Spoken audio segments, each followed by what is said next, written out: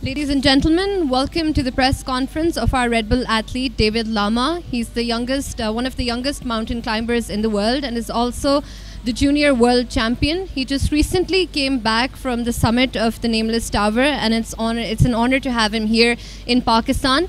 I thank all the guests and especially the media here to join us here today, and it's wonderful to have David Lama and all of you guys here because it'll be a great experience to hear him talk about his experiences, especially in Pakistan.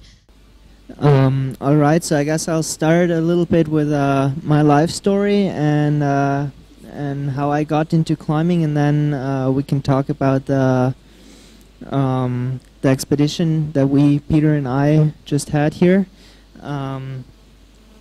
So basically, I want to start with my parents. My parents are not a usual couple like every Austrian couple. I am from Austria, but my dad is from Nepal and my mom is from Austria.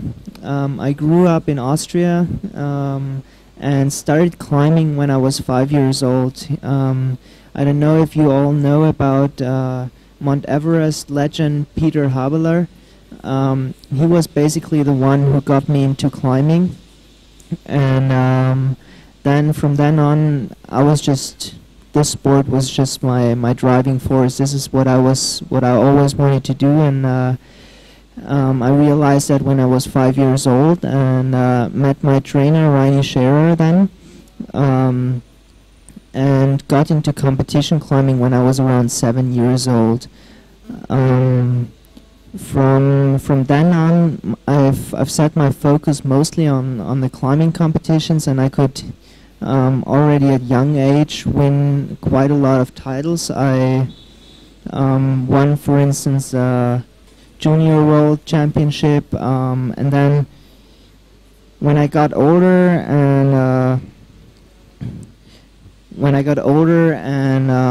I got more and more into climbing outside.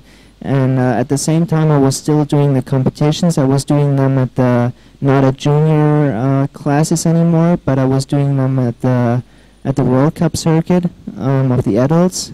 And I was still winning World Cup and winning the European Championships, but I got more and more interested also in climbing outside and climbing in the mountains. And that's basically when Peter and I met. That was just a few years ago, and together now we're doing most of our projects, most of our expeditions, and our probably our biggest success so far was the first free ascent of the Cerro Torre in Patagonia, which was this year in 2012, this January. When we free climbed the peak in South America, in Patagonia, and then we decided, okay, we want to take our climbing also into higher altitude, and that's basically why we came here, because we wanted to gain some experience in high altitude climbing as well. We wanted to take our what we already knew that we were able to do in low elevation, we wanted also to take in high altitude, and that's why we came here to Pakistan. And we decided to climb the Trango Tower, and basically also because it's one of the most beautiful peaks on earth. I mean, this tower of rock sticks out of the ground 1,000 meters or over 1,000 meters and climbs up to about 6,200 meters. And yep. My name is Zulfikar Beg, and I'm sports journalist working with Daily Express newspaper of Pakistan. My question is that your dad is also a climber, and what is your target in Pakistan? My father used to be a mountain guide back in Nepal,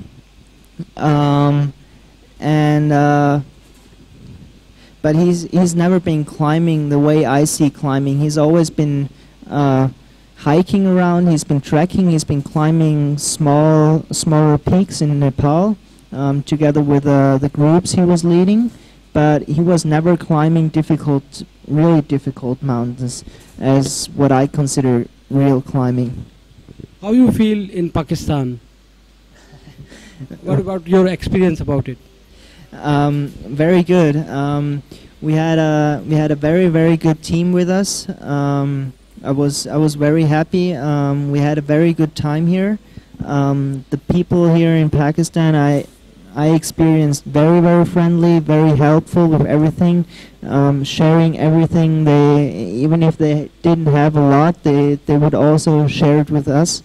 Because I mean, we were going to quite poor regions in the north western regions, and we were going to very small towns. And our cook, for instance, was his name is Ali.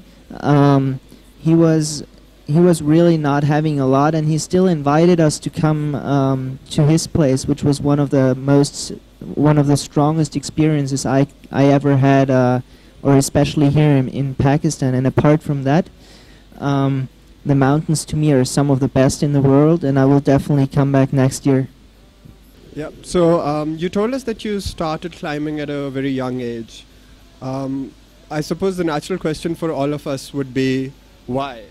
What made you start? What motivates you to keep going? Because from what we can see and from what we know, it's a very dangerous thing. It's very challenging, and it takes a lot of your time, and you potentially risk, I mean, you do risk your life. So the question really, I suppose, in everyone's mind is, why do you do it? What motivates you and what keeps you going?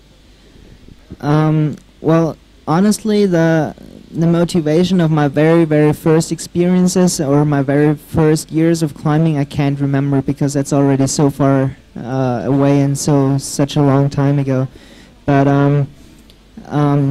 especially the last couple of years after I got out of this competition climbing and more into the mountain climbing, was that I began to see climbing both as some kind of art thing, and also like the sport aspect. I just like to ask, how do you balance other things in life with this? Because this is definitely a very time-consuming activity, and you spend weeks and months in one country, in one place. So what about other things in your life? What do you do? How do you manage?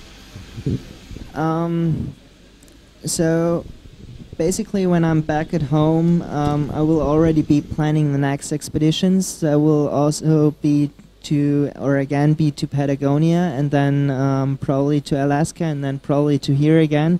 So you're right, I'm spending a lot of time out of home, and basically, I mean, there's a lot of time there's time that I have for myself, that I stay at home. I like to. One of my biggest hobbies actually has become fishing, because I think it's something very different to climbing. It's something that is, at least to me, not calculated, or where I can't calculate. Because when I see the fish approach, and when I have the bait in the water, this is something completely different, where I have no idea about. And if the fish catches, this to me is an absolute adrenaline rush. While climbing, everything is pretty much calculated, and I can see that from a long time ago. Hey David, basically, so can you tell me what's the best part about climbing a mountain, and do you feel stronger towards challenges?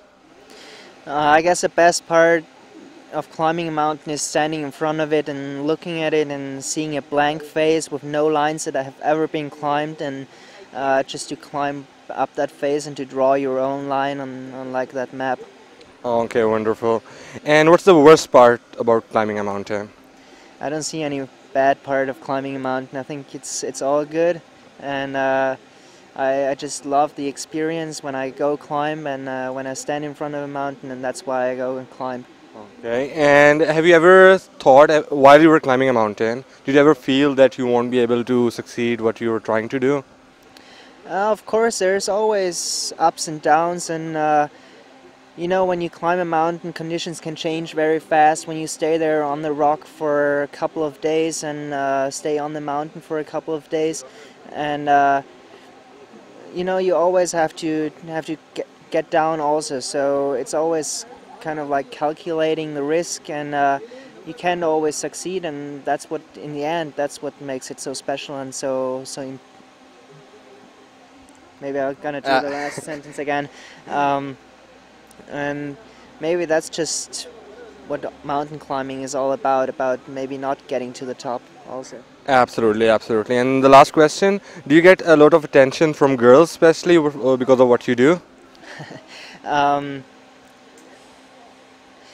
Especially back at home in Austria, there is many people that know me and that recognize my face, and there's also girls that recognize my face, and it's not bad. So, Lukman, how was the experience for you to have an event in Kuch Khaas? Well, Kuch Khaas is always a pleasant experience. People are very cooperative. You as a team are very cooperative. Food was awesome. Red Bull mocktails were awesome, and everything went very well. So thank you guys, and I hope that Red Bull and Kuch Khaas can come together again in future, and we can work out some good deals. Absolutely, thank you so much. And one last question, what are the future projects for you, like anytime soon? Yeah, this year we're having Red Bull BC1 finger breaking.